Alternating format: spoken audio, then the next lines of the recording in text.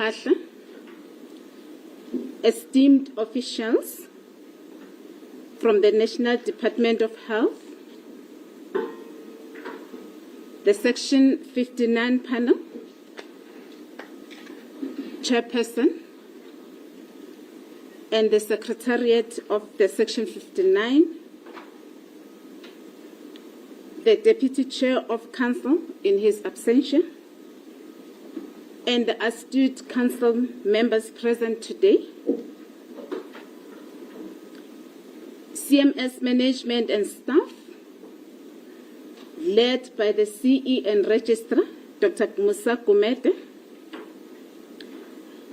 the representative of healthcare providers and the medical schemes, members of various media houses, ladies and gentlemen, good morning. It is a great honor to welcome you all to this important occasion. We are especially grateful to the Honorable Minister and our distinguished guest for gracing us with their presence today. Indeed, your presence underscores the significance of the release of the Section 59 report and the issues it seeks to address. As a background, around early 2019, there were several allegations made by various healthcare providers and associations, in particular the NHCPA, led by Dr. Donald Gumede, and the solutionist thinkers regarding racial discrimination, unfair treatment, and billing abuse by medical schemes. These complaints were not merely administrative in nature, but spoke to the fundamental principles of equity, fairness, and non-discrimination enshrined in our Constitution, the Medical Schemes Act, and other applicable legislations. In response, the Honorable Minister, Dr. Aaron Motsoaledi, directed the Council for Medical Scheme to investigate these serious allegations. In line with our Council's constitutional mandate, the Council has an obligation to protect and promote the rights espoused in our Constitution and to implement the promotion of equality and prevention of unfair discrimination, the PEPUDA. And in terms of our legislative mandate, the Medical Schemes Act, the Council has a mandate to protect the interests of the beneficiaries and the members of the medical schemes, to make recommendations to the Minister of Health on the quality of healthcare services provided for by medical schemes, to investigate complaints and settle disputes in relation to the affairs of the medical schemes as provided for in the Act, to advise the Minister on any matters concerning the medical schemes, and to perform any other functions conferred on it by the Minister or the medical scheme. Consequently, in 2019, the Council for Medical Scheme established a multidisciplinary steering committee which comprised of various stakeholders, including representatives from healthcare providers and the medical schemes. The steering committee supported the establishment of an independent investigation to the conduct and an inquiry into the allegations. This process culminated in the appointment of the Section 59 panel, chaired by the Advocate Mugai Tobi, SC, and supported by Advocate Adila Hassim and Advocate Kerry Williams, as well as the Secretariat Lawtons Africa, led by Mr. S.J. Tema. Around December 2020, the Section 59 panel released an interim report that provided a glimpse into the systemic disparities and the urgent need for reforms. Subsequent to that interim report, the panel opened another opportunity for stakeholders to make further submissions. That happened in 2021 and in 2023. Our Honorable Minister, Dr. Aaron Motsoaledi, will today receive the final report, a milestone that closes a critical chapter in the inquiry and open a new chapter for policy, reform, and transformation. Council is excited about this event, and we are hopeful that the Minister will also receive an executive summary of the report for ease of reference. In conclusion, colleagues, Council wishes to take this opportunity to extend its deepest gratitude to our Minister, Dr. Aaron Motsoaledi, and his team for his leadership, strategic guidance, and stewardship. We sincerely acknowledge the pivotal role played by various stakeholders who enabled the successful establishment and execution of the Section 59 inquiry. Thank you so much, astute Council members, for your resilience, outstanding service, and invaluable commitment to the governance of the Council for Medical Schemes. And in particular, thank you for ensuring that the release of the Section 59 report materializes. Council further extend its appreciations to the Council for Medical Scheme Management and staff, led by the CE and Registrar, for their continued dedication to the management of the Council for Medical Scheme, and without whom the Section 59 processes would not have been made possible. Thank you so kindly, Program Director, for the opportunity. Thank you. Thank you very much, Chair. I think now it's clear why let me brief history of what has happened. So the main reason we are here is to give advocate and the student the opportunity to present it. But for the record, he is presenting the report to the Minister of Health in South Africa, Dr. Aaron Motsoaledi, in the presence of the Deputy Minister, Dr. Joe Pell. Over to you, sir. Yes, thank you. I think we can just put the I think you should come. they are fixed advocates. Go to them.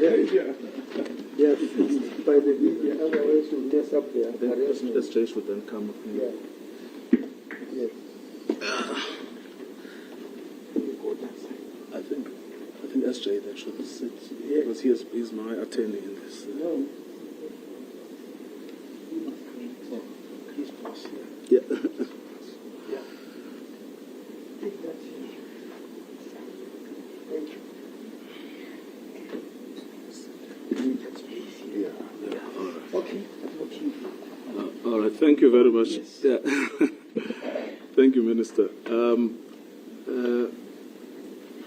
Dr. Dr. Mutwaledi and Dr. Patha, I'm pleased that you've attended a session where I'm speaking. And it's not a court of law. I'm also grateful to Mr. Gumede, who is the registrar, and Dr. Thandi Mabeba, who is the chairperson of the CMS. Dr. Gumede. Oh, yes, I did ask whether it's Mr. or Doctor. I was told it's Mr.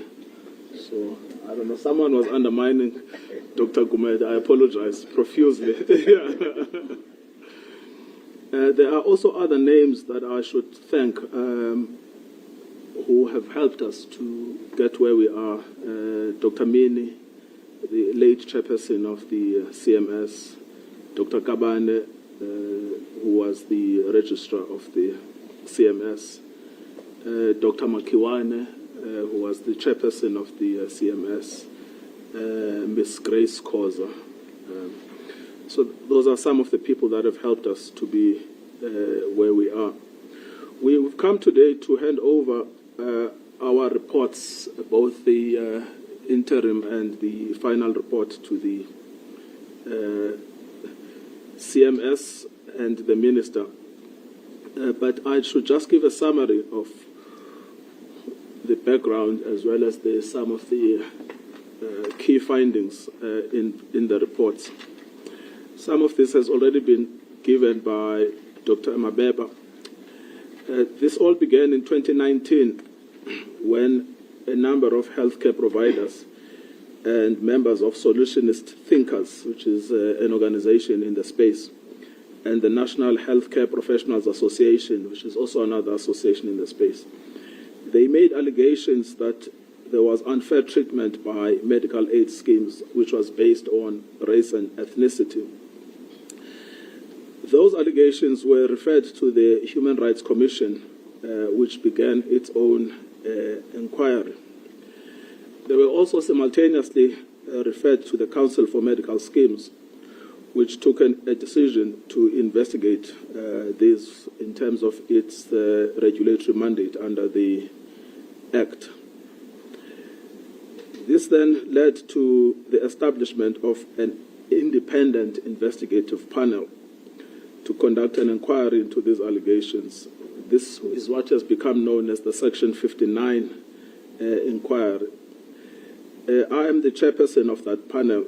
There are two other advocates that I worked with, Advocate Adila Hassim, SC, and Advocate Kerry Williams. Dr. Kimi was our expert. The Human Rights Commission, as I understand, paused its inquiry in view of the CMS initiative. The panel was also supported by a secretariat, primarily the law firm Lawtons Africa. Mr. S.J. Tema, who's sitting on my left, was the leader of the secretariat. There have been other attorneys before, but there's now Mr. Sipho Ngosi, and Ms. Shannon Etta, who were also part and parcel of the secretariat. So I just want to thank them as well for the sterling role that they played in assisting the panel. We published an interim report in January of 2021. And after we published that report, we decided we wouldn't make it final.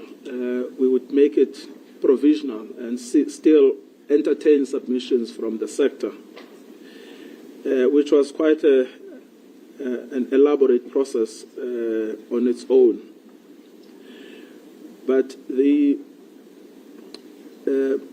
final report is dated the 25th of April 2025, which we submitted to CMS. And that is the report we've come to unveil today. Just to make it clear, we were investigating two areas. One is what we classified as procedural fairness. The second is what we classified as substantive unfairness. In other words, whether there are systemic patterns of discrimination on the grounds of race and ethnicity. So I want to start with procedural fairness. We made certain findings in the interim report on procedural fairness, essentially to try and find out whether or not the procedure that is followed by medical schemes when they implement what is called FWA, fraud, waste and abuse, is fair, whether that process is fair. In other words, regardless of whether it's racially discriminatory, but whether or not it's procedurally fair. And what we had found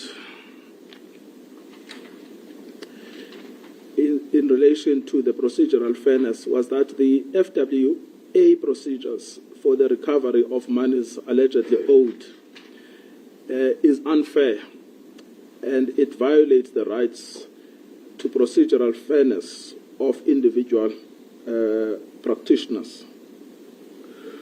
We found that the schemes should make changes to the manner in which they claw back monies that they claim practitioners owe to them. That was our interim finding.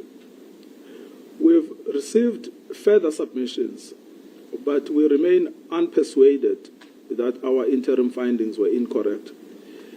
Accordingly, we confirm the findings and recommendations in the interim report that the procedure that is followed by medical schemes when they claw back monies allegedly owed by practitioners or where they investigate instances of fraud, waste and abuse are unfair.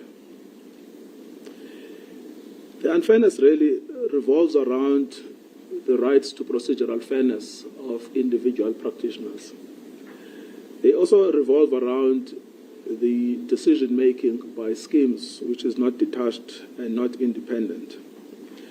They also revolve around the power imbalance between the schemes and the individual practitioners. So on those three aspects, we have found that the current procedures that were at play as at 2019, which was the cutoff date for our investigations, violate the right to procedural fairness of individual practitioners. And as I say, we've considered in detail the explanations and the justifications given by the schemes, but we have not changed that finding. We've made certain recommendations that the schemes can consider, and maybe the minister can consider in relation to any possible amendments to the Act, because part and parcel of the problem is that the Act doesn't actually contain procedures for the administration of fraud, waste and abuse, nor do the regulations. And so what they do effectively, they leave it up to the schemes to make individual decisions about how to claw back or how to investigate or how to impose penalties against allegedly errant practitioners. The first one is that we say that the schemes and administrators should develop an early warning system whereby schemes notify providers as soon as the schemes become aware of any circumstances which might lead to the application of Section 59, subsection 3 of the Medical Schemes Act. Such an early warning system will not only prevent prejudice to providers who may innocently be engaging in wasteful behavior, but will also benefit the schemes as providers engaging in abusive behavior are likely to adopt corrective measures rapidly, thereby preventing further or ongoing loss to the schemes. Now that's important because most of us were here during the public hearings will recall that the schemes argued that there are basically billions of rands that are spent every year and wasted in abusive practices by healthcare providers. But on the other hand, healthcare providers are saying it's unfair the way in which they are all accused of certain practices by certain individuals. And so they disagree with that blanket approach. So we recommend strongly the early warning system, which will give individual practitioners an opportunity to show that even though in the sector there might be an abuse, the individual practitioner is not implicated in it. Number two, we say there is a need to review the audit and clawback time period. Now, the problem here that we found is that sometimes a medical practitioner would blissfully carry on with their practice, and then 3 years after the alleged incident, there would be a clawback, and that clawback goes back 3 years earlier. So firstly, you learn about it 3 years after the event, but the money is to be deducted, amount is to be deducted in the last 3 years. So we say that clawback period needs to be reviewed. That again could go into the amendments to Section 59(3) of the Medical Schemes Act, particularly around the historic years and the period of 3 years, whether or not there is justification for such a clawback period. And we say there are times where the period and the clawback causes unjustifiable hardship to providers. We had terrible evidence here about medical providers that are forced to close down their practices because they simply cannot afford to carry on if they are not supported by medical aid schemes. And in circumstances where they have to pay back the money that has been clawed back by the schemes, some of them can't even afford to pay for their families. We say that the problem with that system is that it lies in the structure of the Act that doesn't contain detailed procedures for the process that must be followed if there is a suspicion of fraud, waste, and abuse. But we also accept that there are times where a clawback may be necessary to protect a scheme, because the nature of the scheme is that it's a collection of monies coming from the members, and those monies must be protected.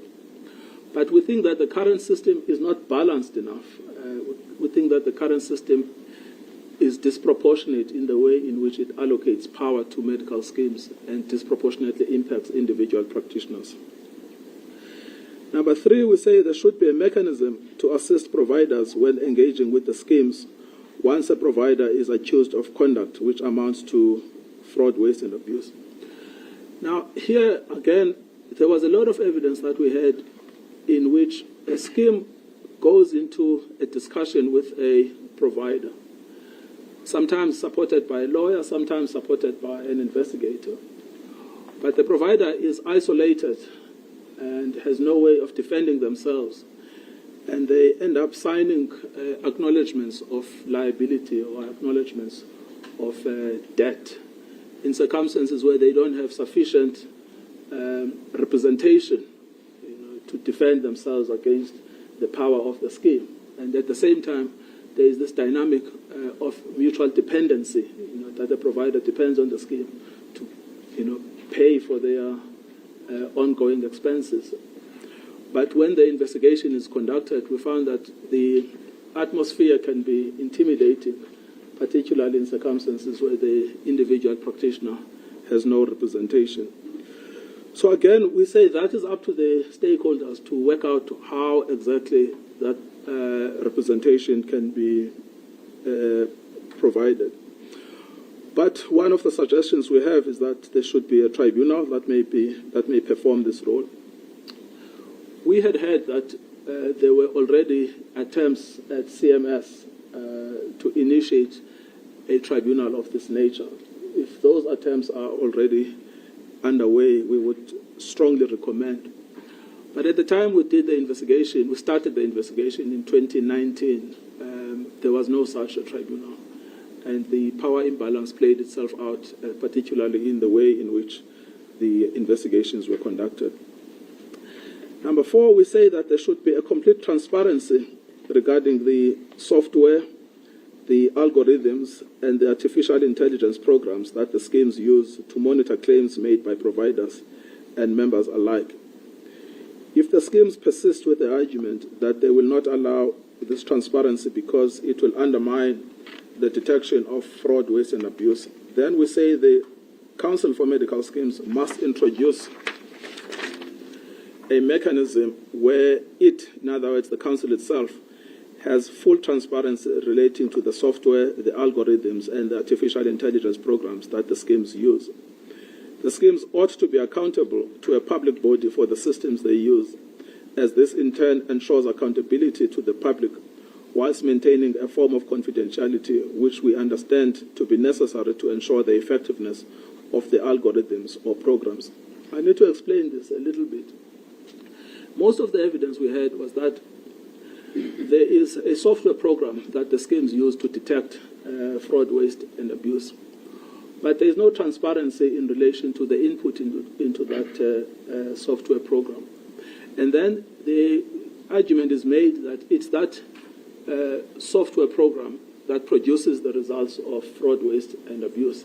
And because it's an invisible program, it's impossible to work out whether it's discriminatory or not in relation to its outcomes.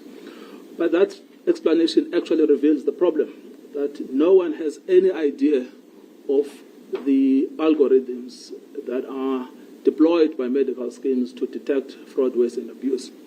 And the government is not monitoring this, Minister. Government is not monitoring this at all. The Council for Medical Schemes itself has no access to the input that goes into this supposedly neutral algorithm. And yet the impact that it has on individual practitioners is immense.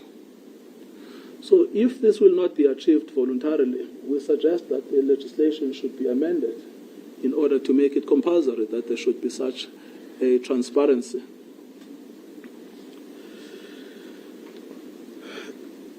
We made recommendations in our interim report. We've affirmed those recommendations, and the 4 that I've outlined here are new recommendations that have come in the final report in relation to the Section 59 procedures.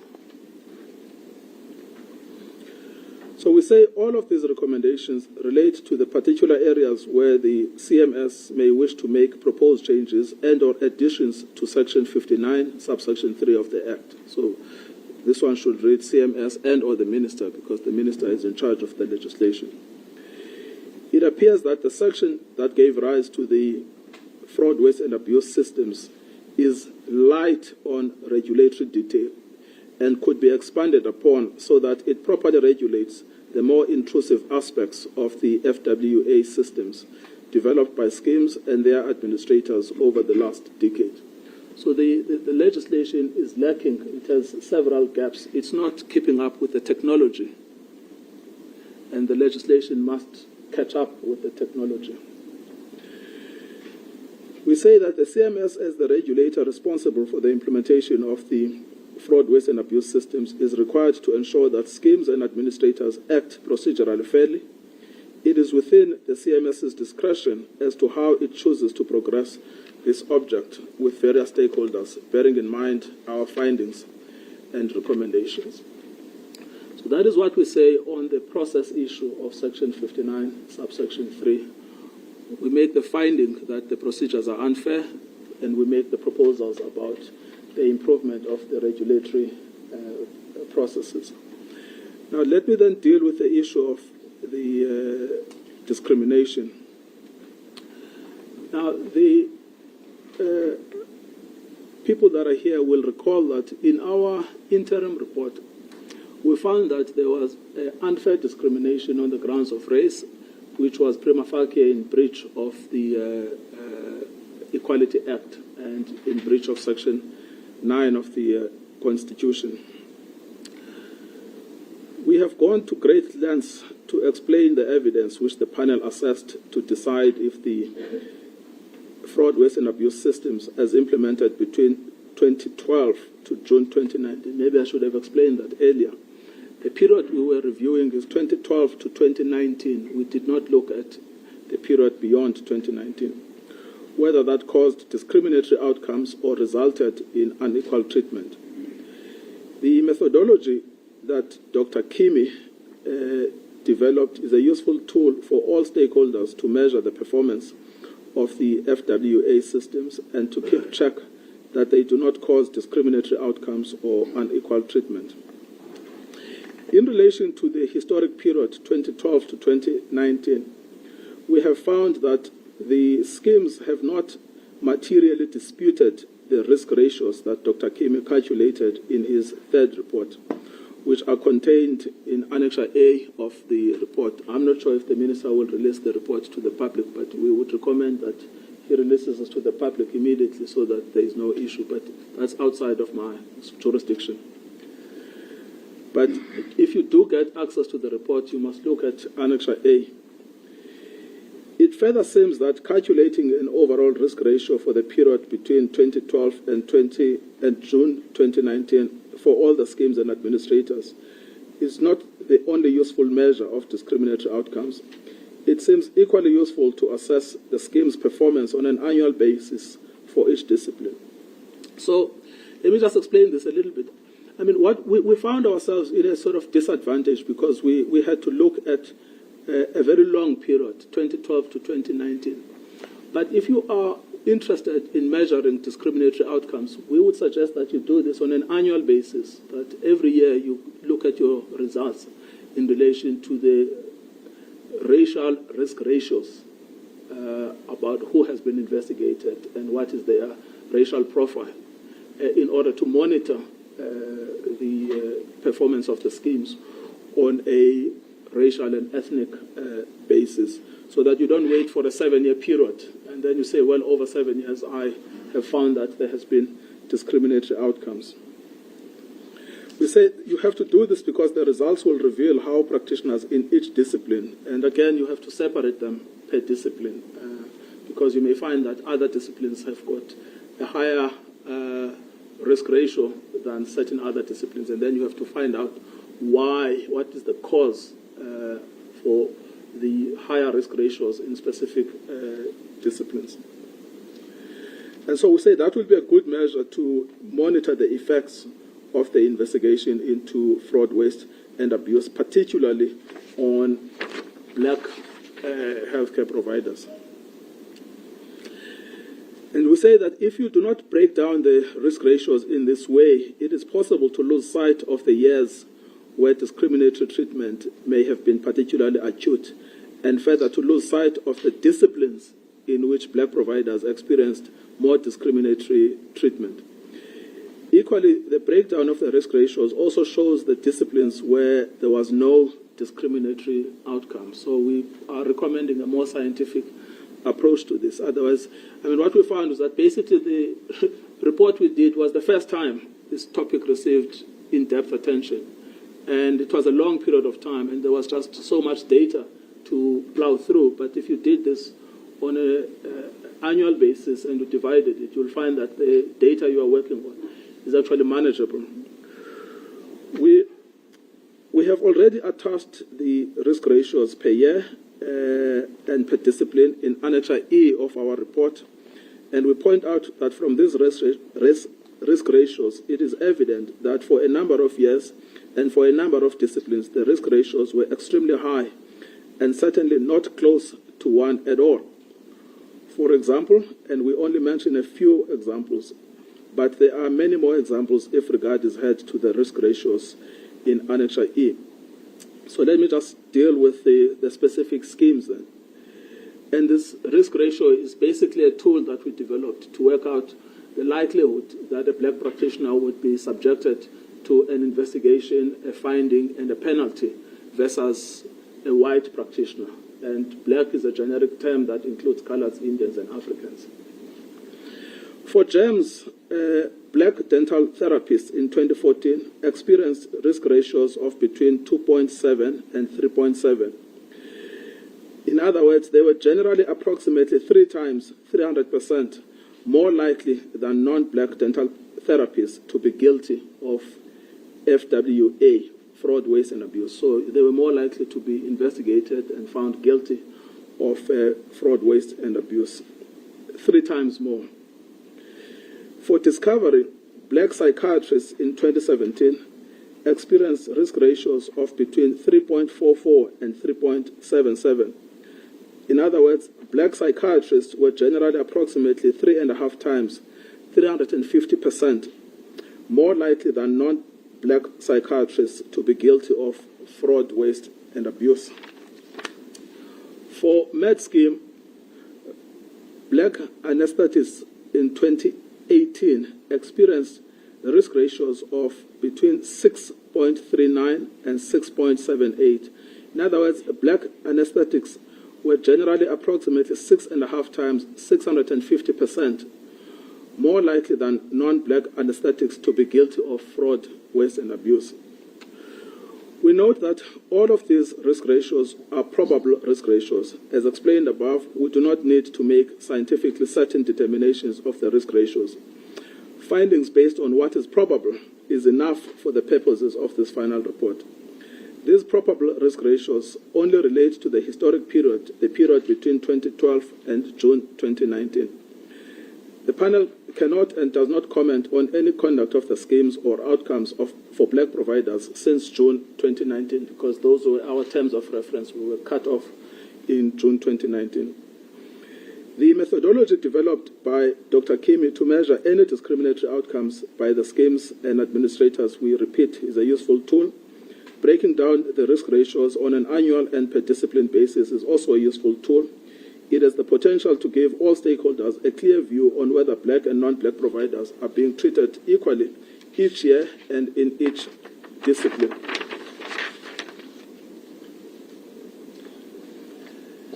The expert evidence that the schemes provided and the administrators provided does show that there is scope to improve the methodology that was used by Dr. Kimi. We recommend that they continue to work together on those issues. Let me make one qualification to these findings. We were not a court of law. We were not adjudicating individual complaints. We did not sit in a trial.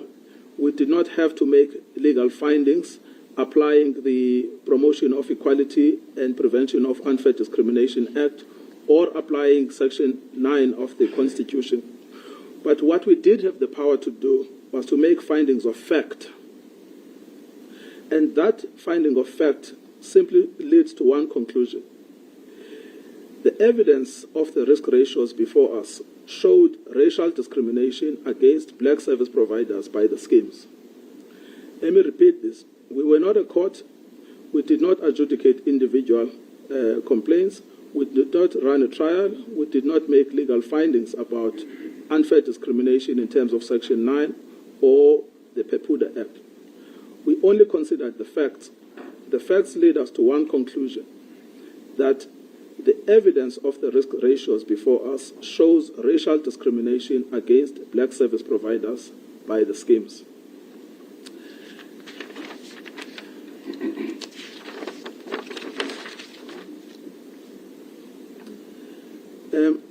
We have explained that the tool that has been developed by Dr. Kimi should be continuously improved, but it is useful as a starting point.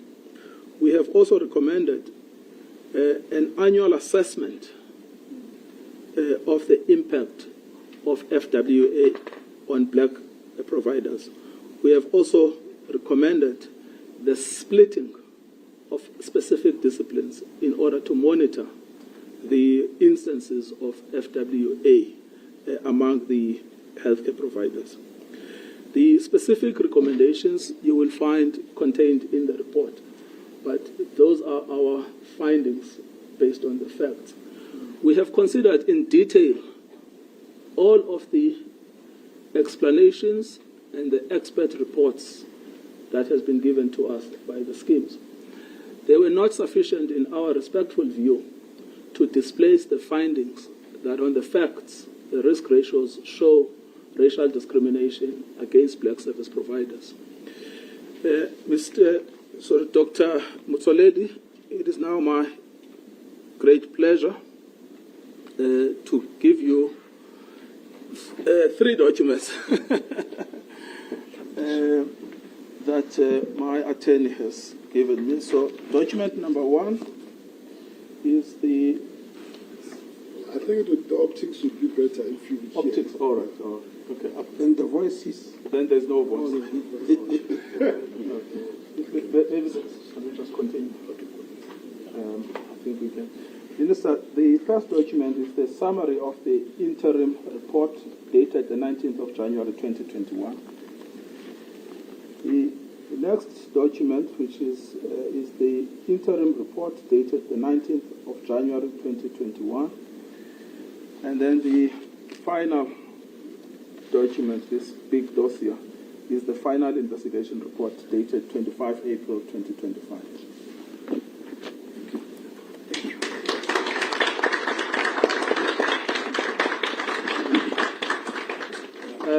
This now finalizes our job. I think we can.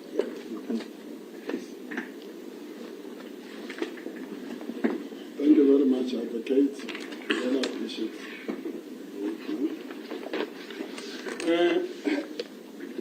The next thing now is for the Minister, Dr. Mthaledi, to respond. Thank you, sir.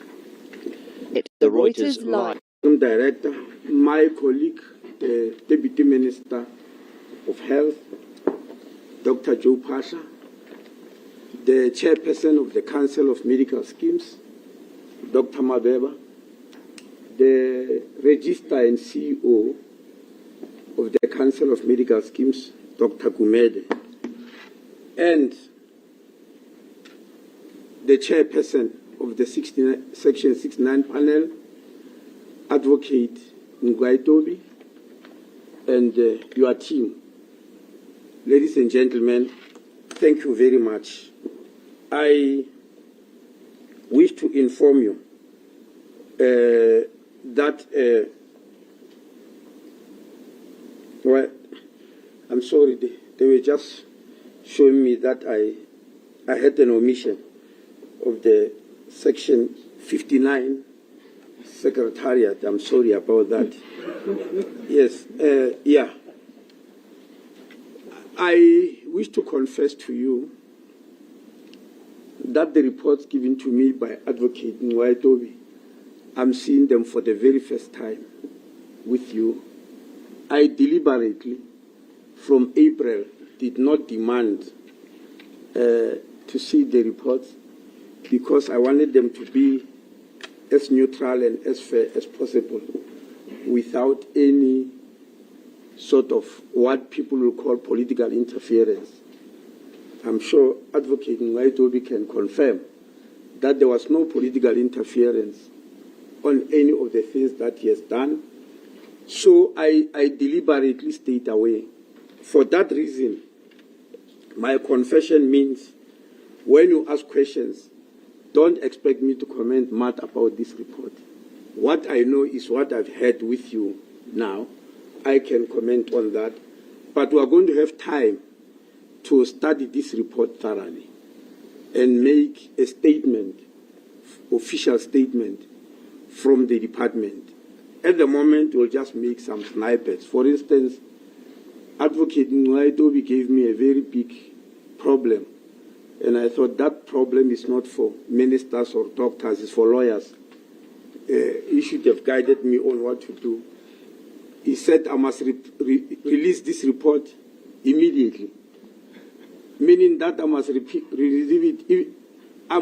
it even before reading it, which implies that some of you who are fast readers can finish before me and start firing me with questions while I'm still struggling through.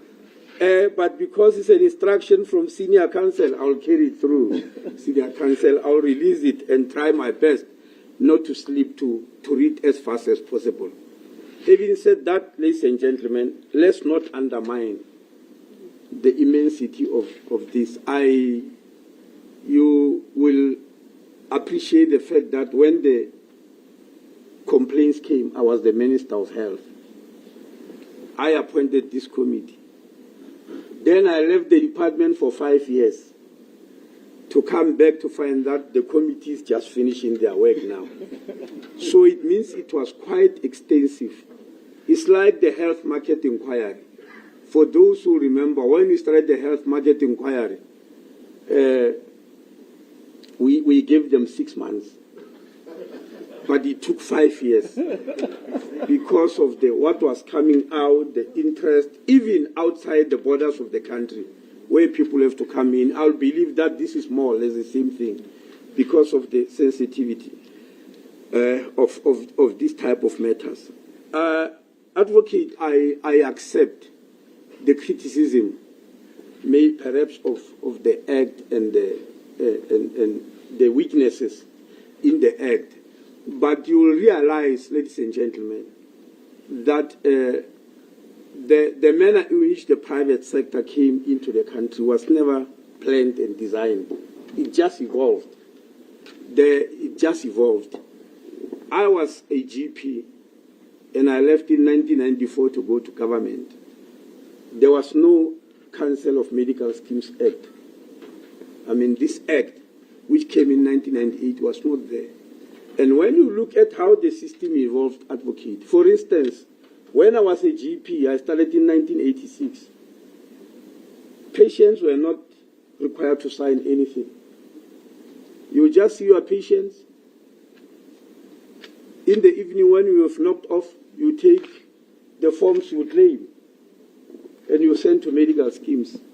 Why was it like that?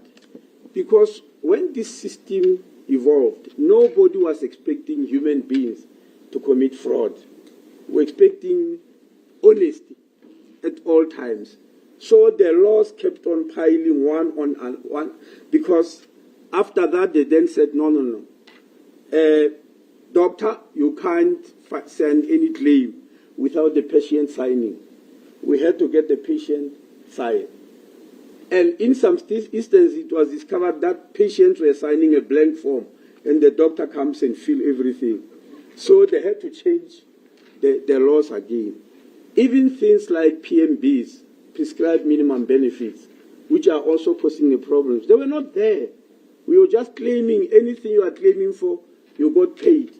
Now, when the situation became tighter, medical schemes trying to defend themselves, to protect the public, they came with PMBs, the prescribed minimum benefits, forcing medical schemes to pay for certain diseases but not others, for certain diseases which they regard as serious diseases. That, to me, as a doctor, is a problem, because every patient who is sick regards their disease as serious. You can't tell a patient that, no, your disease is less serious than this other person, so you are not going to be paid for. It's not fair for patients.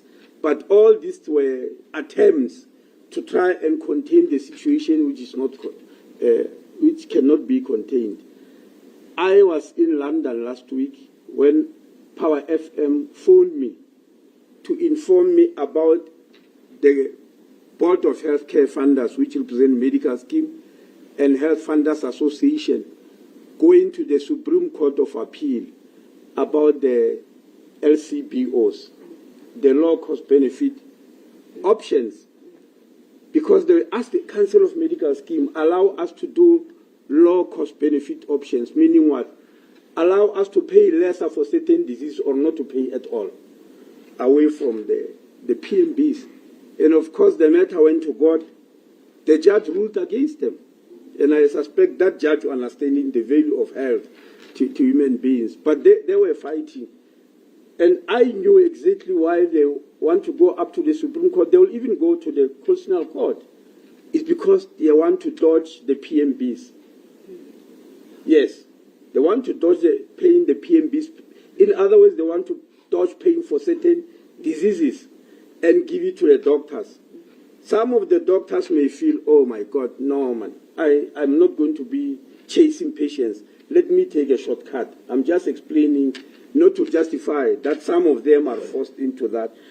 So the low cost benefit options, which are going to the Supreme Court of Appeal, are not low cost benefit options. They are low cost, low benefit options. But that low benefit is not being mentioned. And part of it is, so what it means is you need an overhaul of the whole system. That's what I'm trying to say, Advocate. And I agree with you. We need to look at, and you can throw into the mix the issue of the NHI, which is trying to solve some of these things, which is also in court, by the way. You know, and there are already 6 court cases that we sort of dealing with. So we're going to look at this whole thing holistically, not piecemeal. Because if you do it piecemeal, Advocate, we're going to call you again after 7 years to invest something. So we have to look at it holistically. How do we resolve the whole healthcare system of the country in such a way that it's fair? I have been under pressure from black doctors. They've been complaining that we're not taking care of them. They are suffering. You can imagine having to close your practice because, you know, a certain amount of money is demanded of you, which is so huge that we have got no other way but to close, or not being paid by medical schemes, having only to take cash from people who really don't have that much cash. So the whole system is going to be reviewed. We have got now 2 very important reports. We have got the Section 59 investigation report. We have got the Health Market Inquiry. We have got the NHI Act. We have to find a way how they cross each other, or how they strengthen each other, or how they try to work with each other to solve this problem. So it's still a lot of a way until we're able to find the system correct. But be that as it may, thank you very much. We are relieved. I'm sure those who made the allegations are also relieved that they've been proven to be right. Advocate, is very painful, by the way, that now we are dealing here with racial discrimination so many years after 1994. It's very painful. And I was reminding people that back then, before 1994, many might have forgotten, we had 14 departments of health in this country, with 14 ministers of health. If you think back, it was the 14 departments of health with 14 ministers of health, the 10 ministers of the homelands, the minister of white healthcare system, Indian healthcare system, colored healthcare system, and somewhere in between. We abolished that through our constitution, the interim one in 1993, and the final one in 1996. We abolished that. We are waking up today, by the way, after abolishing that, to find that we are running 2 healthcare systems in the country that are like chalk and cheese in the way they look like. This is what brought us here. We are running 2 healthcare systems. One for those who are well-to-do. The difference is that those who were in the black part before have been co-opted, yes, to join them against the poor. And when we mention this, people do not understand it. We don't want 2 healthcare systems in the country. Otherwise, we'll keep on having this type of problem. Now, within that, those 2 healthcare systems, one is for the well-to-do. And every day we are being told, Advocate, that leave it alone, there's no problem there. Go and fix the mess in the public healthcare system. Leave this one, is doing very, very well. I don't know what today you're saying about that. Because we've been telling them, we are not attacking any one system. We simply don't want 2 different systems. We want the population of South Africa to be able to have access to all the healthcare providers and all healthcare systems in South Africa. And it's not true that the well-resourced private healthcare system has got no problems. This is just one of them. And it's the worst problem ever, that of racial discrimination, many years after we have got a new constitution. So you can't expect us to fold our arms and say, no, one system is okay, it's perfect, we must go and fix the other. We want to fix both. And that's how the NHI Act has been. We've tried to design it.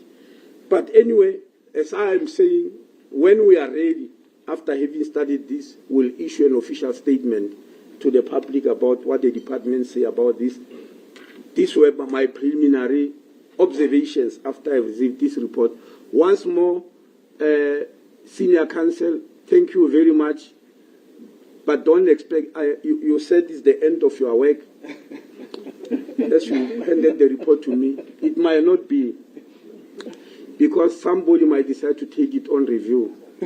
They usually do that. Even the health market inquiry, the report came in 2019, we are still being threatened that it may be taken on review. And the threat of taking it on review only comes when you want to implement it. So if I take it, I go and pack it in the cupboard. There might not be a review, but the day I start implementing your recommendations, you might expect a review. We might go to the courts and call you where you are outside the courts and say, come back, there's a problem here. Otherwise, thank you very much. Thank you, Minister. Is that time your question and answer? And the technical team tells me if you are going to ask a question, you're going to have to move to the front, and for technical reasons. So I'm going to ask all of you who want to ask questions just to move actually to work well. Just come closer here, and then, as you know, you will identify yourself, the media houses, and indicate to whom you are asking the question. Don't forget, I must remind you that the minister has not read the report, They just ask the questions and that the advocating that wrote the report. So, that is the time. And Matthews will help me with the online questions. Can we come forward, please? Even the others can move so that we save time. If you know you're going to ask a question, just the advocate on this side. He's going to be answering questions. Yes. We'll just have to shift the chairs. I think you should come down. Yeah. So, you sit here. The first one.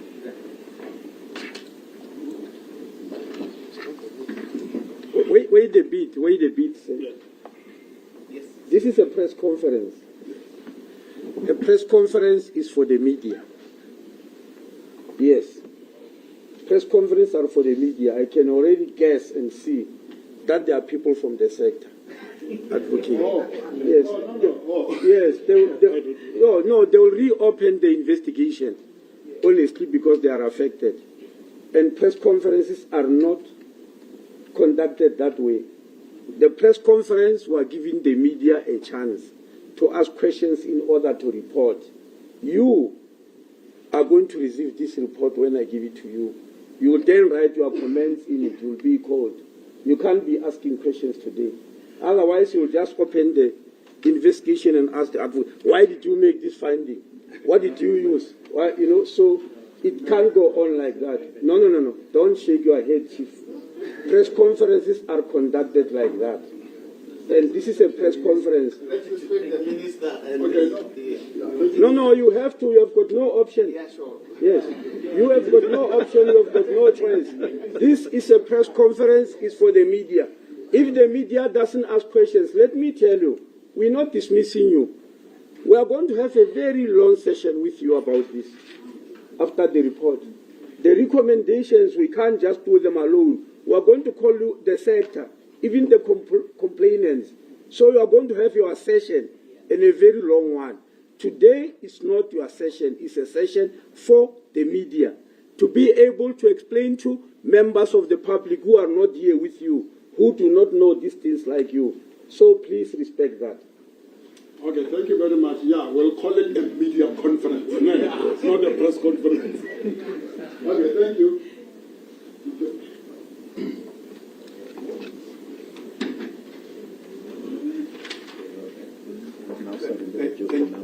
Thank you so much.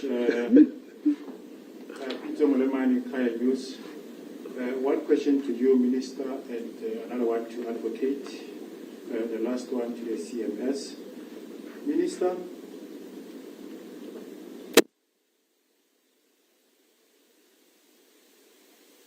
risk of committing fraud because of the unfriendly software system within the medical aid. What does this minister ask you to do How do you feel about this, Minister?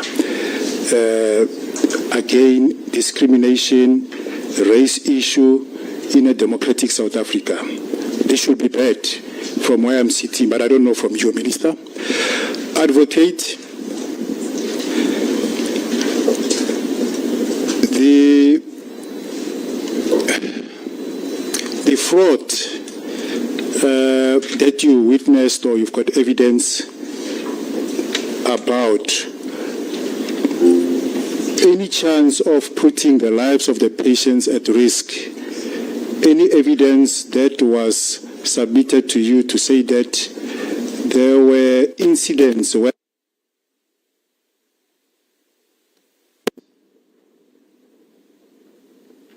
Chair, where do you see the CMS, or what is the CMS role in the NHI? Does the CMS support the NHI, and then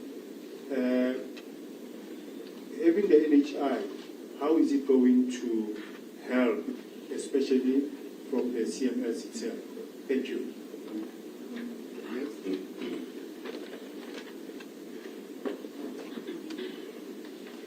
Good morning. It's Dr. from Newsroom Africa. Also 3 questions. One for the... But I don't see your, what you call him. How are you listening to us, Newsroom? I've been looking around. I realized that you are missing here. That's the technical team. All I know is we are getting the information. Okay. Minister, so first question is to you. You alluded to then these reports that you have, giving a bigger picture of what needs to happen in healthcare. We've seen over the past few weeks as well what's going on with some organizations stopping what they call illegal immigrants from accessing free healthcare. So what is the balance between NHI and this report in terms of finding fast solutions to making healthcare affordable across the board for South Africans? For the advocates, I wonder if the report made any recommendations on the consumer side of things. Of course, when we started hearing these allegations and these reports were happening, a lot of patients were forced to pay cash because the black practitioners wouldn't get their money back from medical aid. So in terms of that affordability and the impact of affordability over the past 5 years, do we have any insights on that? And how fast do we need to act? Because we are acting retrospectively, as we said, it is a few years back, so that we don't have the same issue 5-7 years from now as well. And also then to Chair Thandi, just making healthcare affordable and the role that CMS does play in doing that and ensuring that medical aids do come to the board where South Africans don't have to rely on medical insurance alone to be able to afford quality healthcare. Thank you.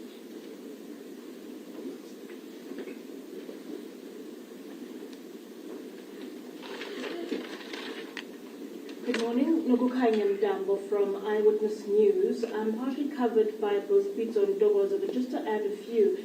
Advocate Ngubatobi, if you could give us a sense a bit more in depth, please, on the algorithm itself.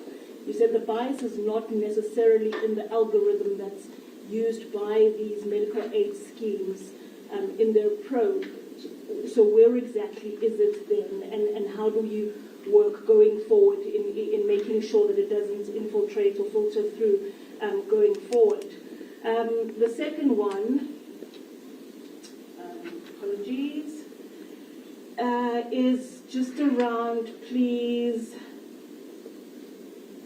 if we could also just get clarity on why only just the 3 medical aid schemes, it's Discovery, Med Scheme, and GEMS. Did you find any need during the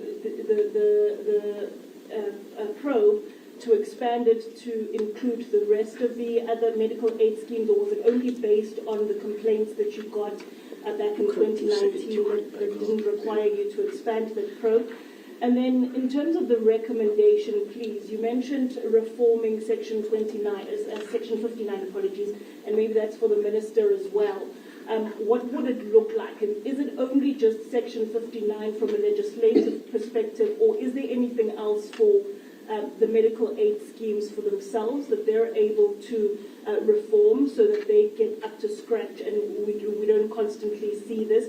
And then a last one, again, maybe for Advocate Toby, you said it wasn't necessarily from a legal perspective, but collectively, for the people that did come forward with complaints, is there room for them to take forward a civil matter against for the discrimination? Thank you. Okay, sure. Thank you very much. The first two questions were directed at the three of you, and then I think the last one is maybe we should ask Dr. Mabeba to start, and then the advocate will follow, and then the minister will take it.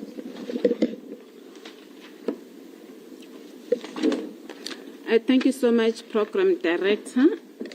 The question that came...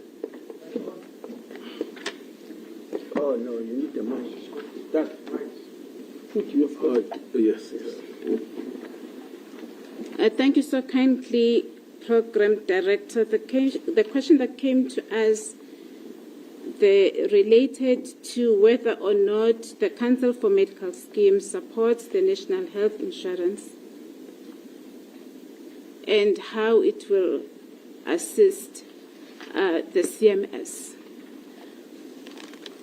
Colleagues, you would remember that one of the mandate, or first, before I talk to the mandate, is to indicate that the Council for Medical Scheme is a creature of statute.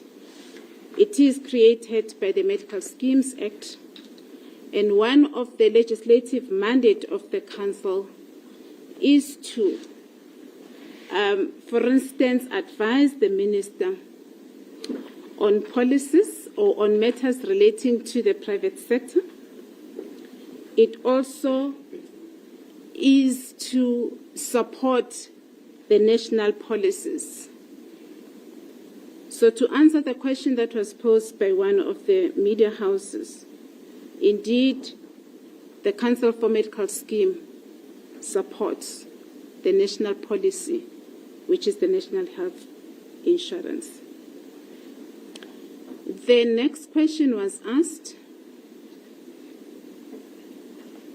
from the journalist from Newsroom that spoke to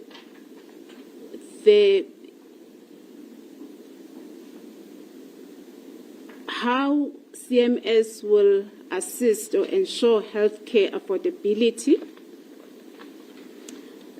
The Council for Medical Scheme is a regulator to the schemes, and it is actively engaged in ensuring that the benefit packages that are afforded to the members of the scheme are affordable.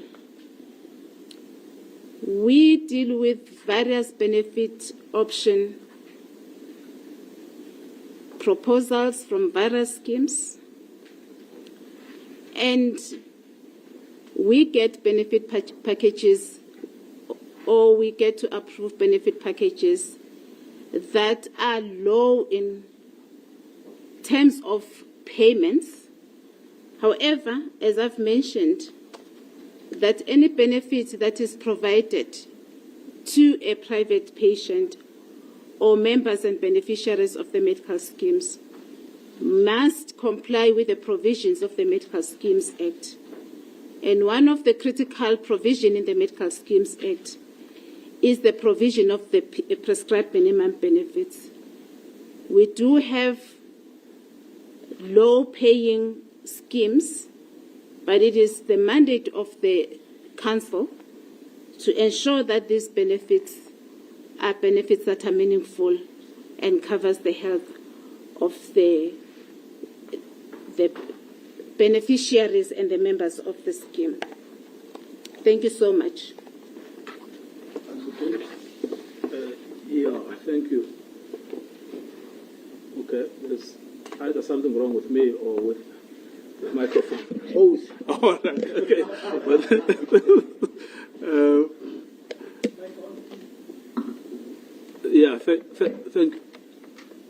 Thank you. So let me just start with the issue of the, I suppose the first two questions are really the same, because the one is any chance of putting the life of patients at risk. The other is can you give us insights on the consumer side of things? I mean, that's the same thing.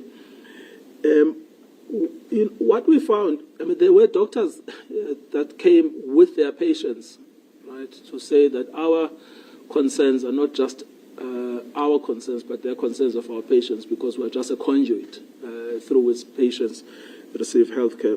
So the impact on patients is immense.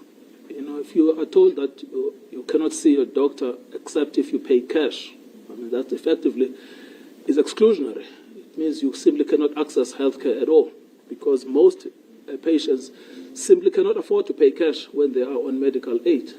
You know, so it's a blanket exclusion if there is an incorrect decision that your specific provider should either be blocked or should be investigated, or there should be a clawback. So we found that risk very, very high.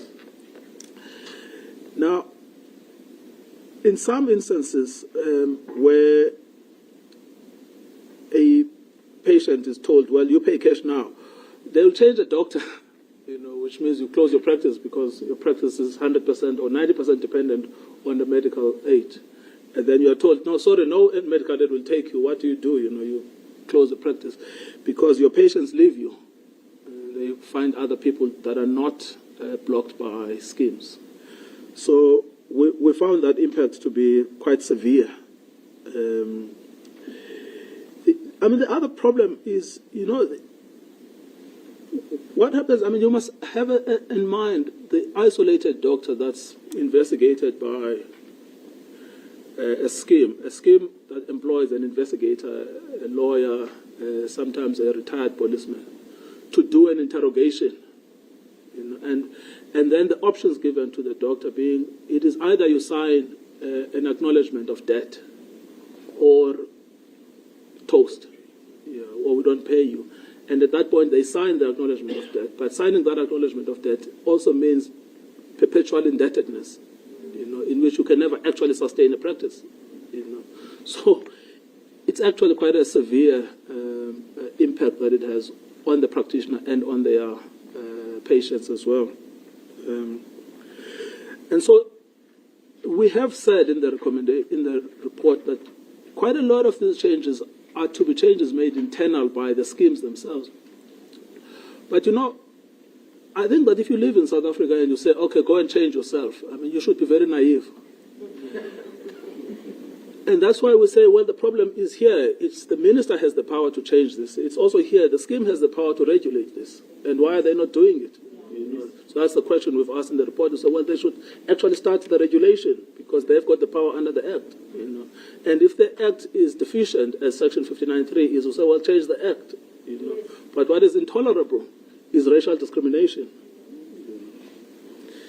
So that's what we've said. Now, Nogukanye, you've made a very interesting observation about the algorithm. Now, the algorithms are these things that appear like neutral. You know, this is all like technology-driven, etc. But the problem that we've pointed out is that we have no insight into the input into the algorithm. No one has any insight. Even the minister doesn't know what goes into the algorithm, but he is the regulator. Even the CMS doesn't know what goes into the algorithm at all. And that is why we say the first thing is transparency into the input into the algorithm. And if I sounded like I was saying the algorithm is neutral, that's not what I was saying. I'm saying we don't know if it is neutral or not. What we know is that we have no insight into it. And that's why we're calling for transparency into this algorithm. Then the problem is not just the algorithm. You know, it's the algorithm plus human contact. Because the algorithm shows you patterns. You know, too many claims coming from Durban South. You know, too many claims coming from Sandton. And then that gives you an indication that, okay, you should concentrate your resources of investigation here because that is where your greatest area of risk is. But it's still the human interaction about, should I now investigate Dr. So-and-so, or should I investigate Dr. So-and-so? right? And then once you get into that, then they make decisions about where they should go and they should not go. I mean, we found extreme examples of one instance in which I think it was GEMS, that they decided that they are going to focus on KwaZulu-Natal. And once you make that decision on focusing on KwaZulu-Natal, where there is a high concentration of Indian doctors, it's inevitable that you're going to find a spike in the investigation, specifically of Indian doctors.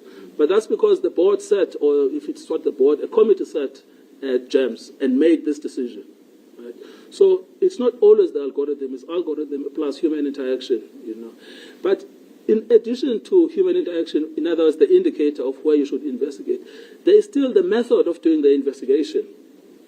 How do they deal with a white doctor in the course of questioning or interrogation versus how do they deal with a black doctor in the course of investigation and interrogation, right?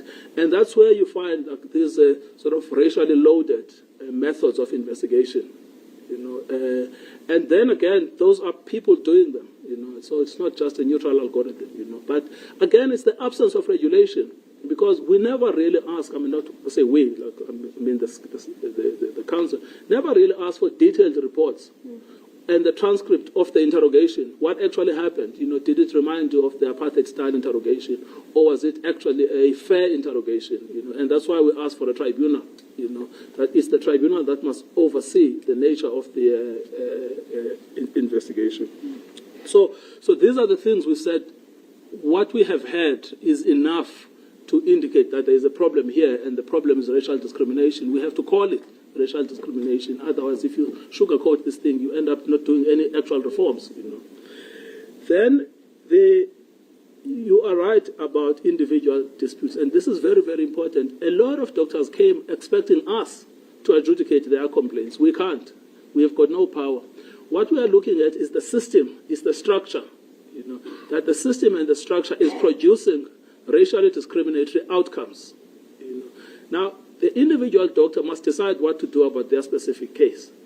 Because what we found is that a doctor will come and raise their story, and then the scheme will also come with their own defense about the specific. Now, imagine the number of doctors we had. If we actually had individual complaints, I know people say, okay, you've taken 4.5 years. We would have probably taken 8 years. So this would never have come to an end. But for us, that's not relevant. What's relevant is that there is a systemic racial discrimination. That's what we found, systemic racial discrimination, which means it must be solved by regulatory improvements, which must be initiated by the scheme, monitored by the scheme, and where they need legislative changes that we have recommended, they must ask the minister for permission. Now, do the individual practitioners have a right to sue? I don't know. I'm not here to give legal advice. I was just an investigator here. But they should go and ask their attorneys and their advocates. Yeah, but I can't make that comment. They want free consultation. No, I can't make that comment.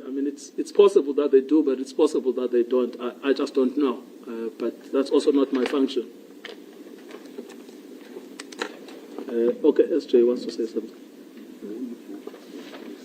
Oh, yes. Why did we focus on 3? Yeah, that's again, how many are there? 70 medical schemes in this, 71, like 71 medical schemes in this country. Yes. So we had to look at the market, like the size of the schemes vis-a-vis the market.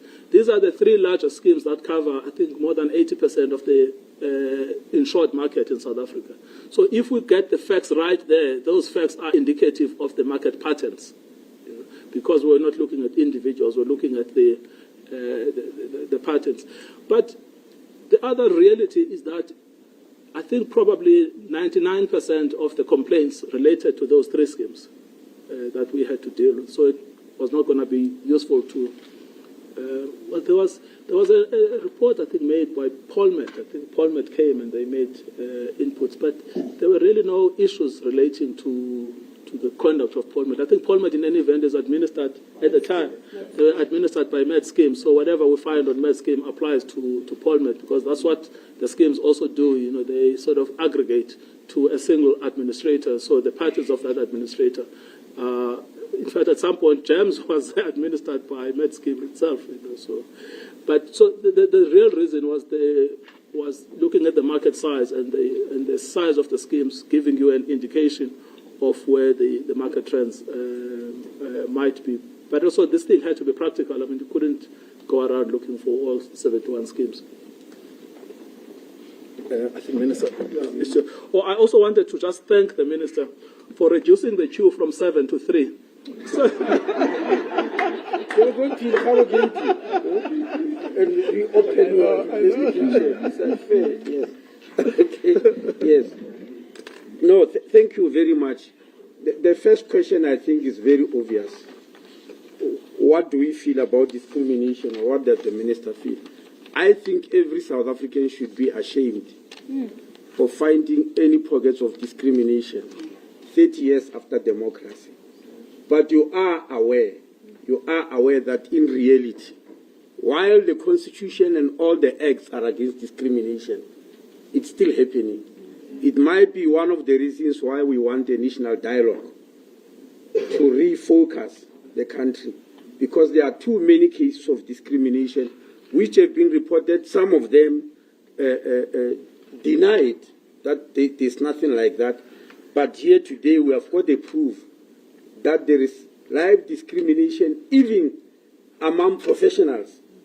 The people who are being punished here are professionals at the very high level of society, but there's still discrimination among themselves. So it shows that we still have far way of practicing what is in our Constitution and in our Acts. So we feel very bad about it. That's why we won't leave any stone unturned. I have just told you during my opening remarks that we had 14 departments of health. That's discrimination, obviously. We abolished them via the Constitution and we thought it's over, only to wake up today to find that we've got two different, not departments now. There's one minister. In those olden days, there were many ministers. There's one minister, but there are two systems. And inside those systems, there's discrimination, which today is actually being exposed here. The question from newsroom, what is the balance between NHI and the report? As I've already said, we've got health market inquiry, we've got this report, we've got NHI. There are areas where they intersect. There are areas where they show the direction which the country must take. So all the two reports, health market inquiry and this one, are going to help us a lot in sort of fashioning or designing a future healthcare system. The issue of cash, this question was asked for advocate, and he responded to it, how patients suffer. But I also want to remind you, there are three methods for paying for health in our country. And if I'm not mistaken, in all parts of the world, healthcare is paid for by three methods. The first one is called mandatory prepayment of health. You are paying for health before the person is sick, and it's mandatory. And that's what the NHI want to achieve. There are people who tell us that we are mad. There's nothing called free healthcare anywhere in the world. Nobody said anything about free healthcare. We said free healthcare at the point of service. That's all. That's what medical schemes are about. Medical schemes are providing free healthcare at the point of service for the people who are members. And in NHI, we want to do it for the whole population. That's mandatory prepayment of health. The second method of paying for health is called voluntary prepayment. That's what medical schemes are. You join me, like if you go to join Discovery, it's your own choice. It's voluntary. But you are paying for health before you are sick. Because if you wait for when you are sick, it will be a crisis. The third method is called fee for service, or out of pocket, or simply cash. And that seems to be a predominant method for most of the population rather, in South Africa. And when we said NHI, we want to run away from that. Fortunately, when we started the white paper, there was no health market inquiry by former Chief Justice Ngobo. Now the health market inquiry is there. And do you know what is in the recommendation? It says abolish this fee for service because it's a perverse incentive in healthcare. It disadvantages many people. That's in the report, and we are going to implement it. Don't have people paying cash for healthcare because they are going to die in large numbers. The World Health Organization has even got graphs that shows which country is utilizing any one of these three methods more than the other. Any country that is utilizing fee for service more than the others is in trouble. And a country that's also utilizing voluntary prepayment more than mandatory is in trouble, which South Africa is. In that report, released in 2009 by the World Health Organization, the USA and South Africa were declared outliers when it comes to this method. Outliers because while many developed countries use mandatory prepayment, US and South Africa were more on voluntary prepayment and also on cash. And the World Organization is saying this is outlying outside what the governments are normally practicing because people are going to suffer. They will suffer, of course. The question you asked Advocate about patients suffering because they have to pay cash was not only picked up by him, was also picked by Chief Justice Ngobo with his panel in the health market inquiry, that when you make people pay cash, they do suffer, and they suffer a lot. In my presentation on NHI, when I showed those graphs of the World Organization in 2009, there are two countries that demonstrate this. It's Sierra Leone and Guinea, where 90% of the payment for care for health is cash. What does it have to do with health and people suffering? Ebola. Ebola. How does Ebola relate to them? In 2013, when Ebola struck Sierra Leone and Guinea, it went for a long time without anybody detecting it. For a very long time, spreading in the population. By the time it exploded, it has been going on in the population without anybody detecting it. Was it a failure of science? No. It's because in Sierra Leone, 90% of the population, to see a doctor, they must pay cash. If they don't have cash, they can't go to a doctor. And if you have caught Ebola, it will spread. And you will suffer until you die, until it affects many people. So cash payment does not only affect individuals, Advocate, it affects the whole population. Because that's exactly what happened there. It's a very clear demonstration. That's why on the graph on mandatory prepayment, voluntary prepayment, fee for service, the World Organization declared Africa a disaster in the making. That's the heading on those graphs for Africa. It said, Africa, disaster in the making, where lots and lots of people in the population are supposed to pay cash for health. It doesn't work. It has never worked anywhere in the world. So Advocate, we accept that your finding is corroborating what former Chief Justice will find out, and we'll have to deal with those. The question was asked to Dr. Mabeba, as the chairperson of Council of Medical Scheme, whether they can make healthcare affordable. They are trying, just as a structure of the whole private healthcare system, as their regulator. But this is the job of ministers of health, of healthcare systems around the whole world, that healthcare ought to be affordable. And I've mentioned this statement when they said we are interfering. I said, if you go anywhere in the world and you find the Minister of Health who say as far as prices are concerned, the minister is neutral, then that minister must leave that seat. No Minister of Health must be neutral about affordability of health. Our job, our mandate as Ministers of Health is to make healthcare affordable to the population. That's a very serious and big mandate. So it's not only for the council, it's for the minister to make sure that healthcare is affordable. the motivation of us going to the Competition Commission in 2013 that led to the health market inquiry was because I lodged a complaint with them that healthcare is not affordable even for people who are working, even for people who are on medical schemes. It's no longer affordable.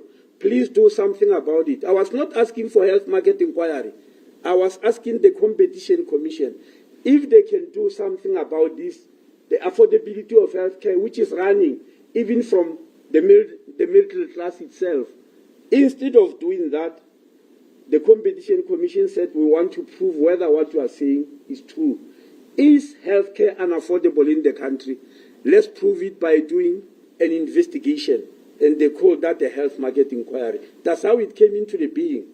They were investigating affordability because we have already picked it up. So we're not folding our arms. We were looking in the system and say, how do we improve it? And we thought it will take 6 months to finalize that report. But as I said, it took 5 years, showing the complexity of all these things that we're talking about here. The other question,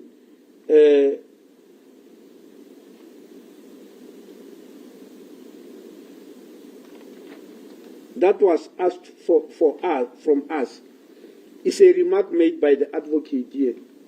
Why the department or the government or the Council of Medical Scheme is doing nothing about some of these things.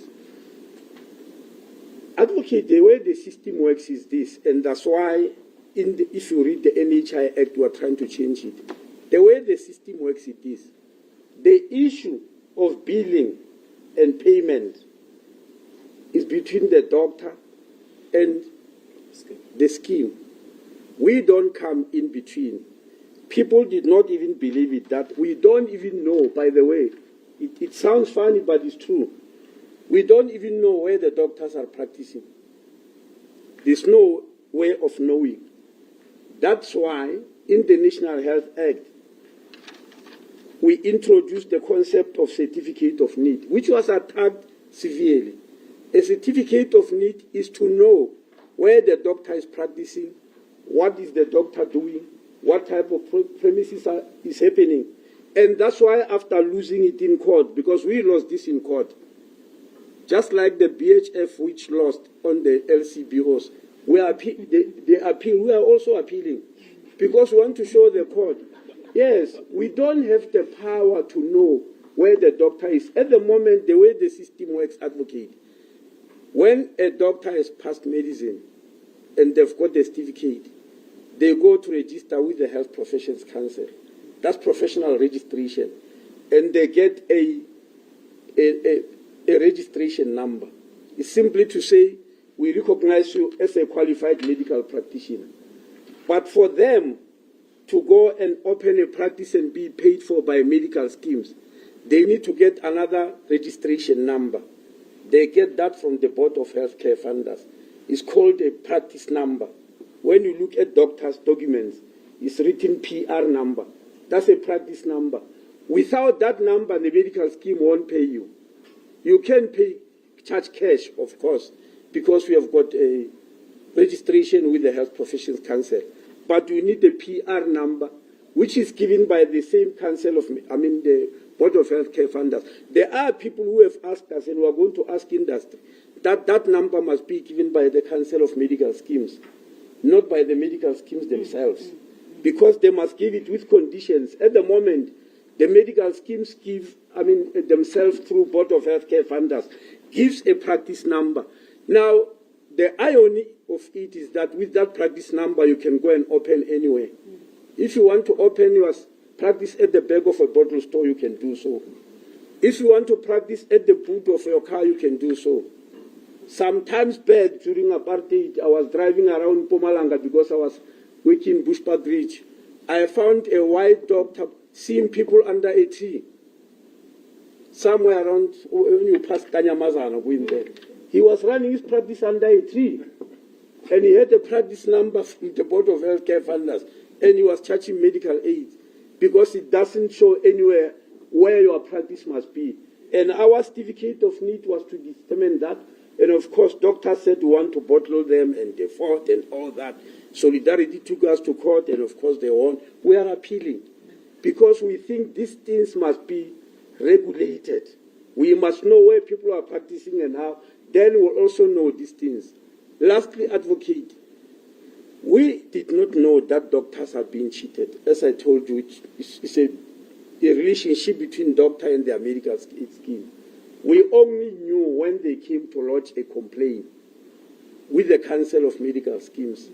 And the Council recommended to me that in order for them to be able to understand this issue, we need this Section 59 investigation. Section 59 of the Medical Schemes Act allows a medical scheme to recoup their money if they think the money was acquired from them fraudulently by a practitioner.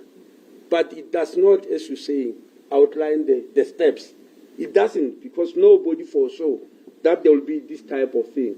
So through the same Section 659, the Council then requested the Minister to appoint that committee. That's why we appointed you, to find out. Otherwise, we're in the dark. We will have known. If doctors didn't come and say, this is what's happening to me, they will have known. Me, during our time, these things were not happening. Because I told you, during our time, patients did not even have to sign anything.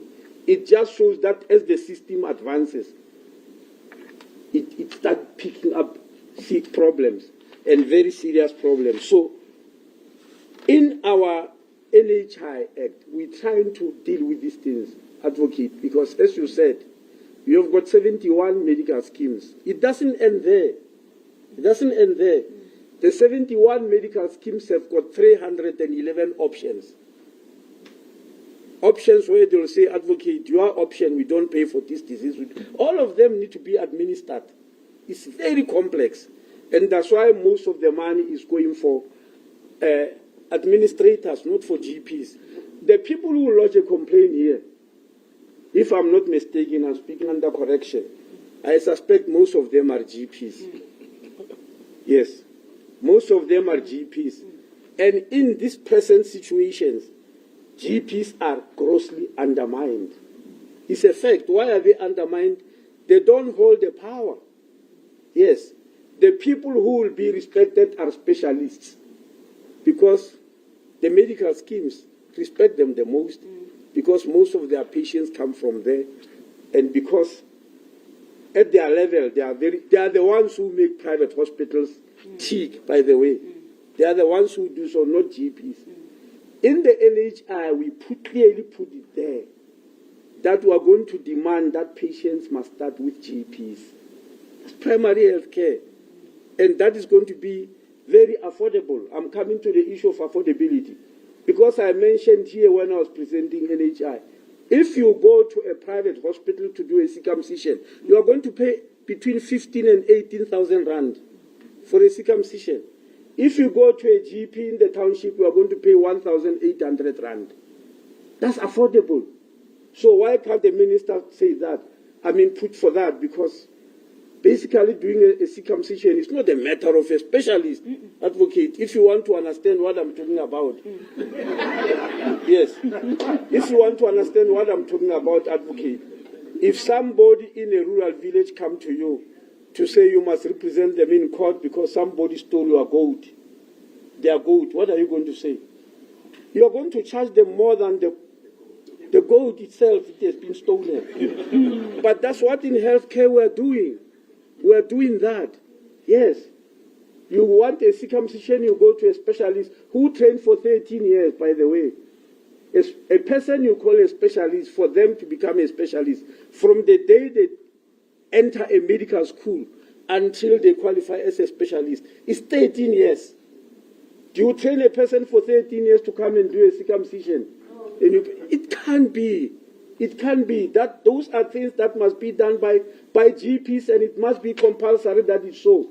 And that's why what you want to do in the NHI Act, it will bring the prices down dramatically. Because why is it 18,000 rand in a private hospital? Firstly, they are going to look for a urologist. That's a specialist who trained for 13 years.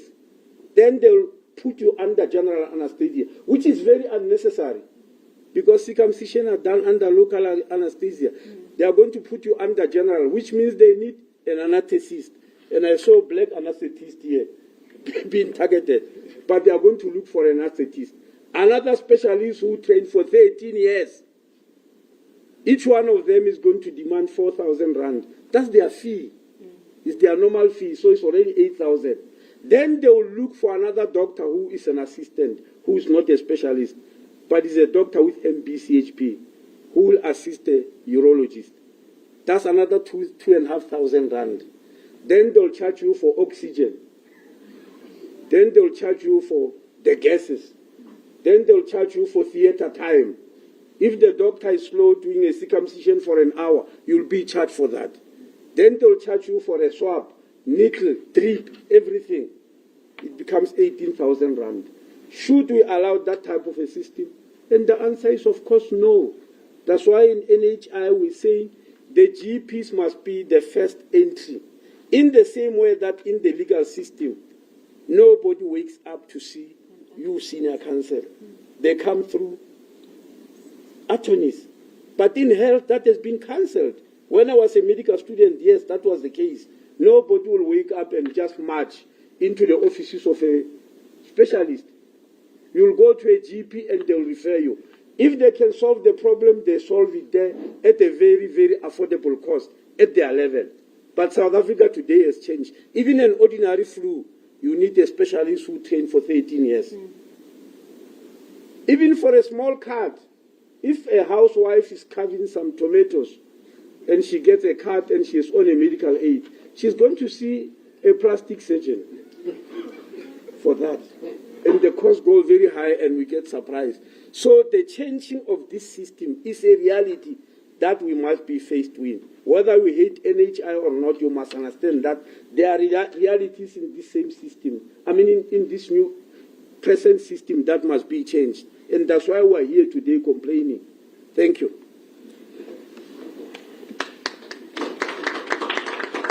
Yeah, thank you, Minister, and the entire panel, and all of you. I guess we've come to the end of this press conference. We've been here for more than 100 minutes now. So I think we're meant to finish at 12. It's still 9 minutes to 12. So we still have time. But if there's no other thing that you want to ask, I think we'll close this session. And then they'll still be available. Advocate, we thank the Minister for reducing the number. But as he walks around, you can never chat with him to the order. So thank you very much. This session has been adjourned. Thank you. Advocate, we've got big problems more than in law. This issue of something.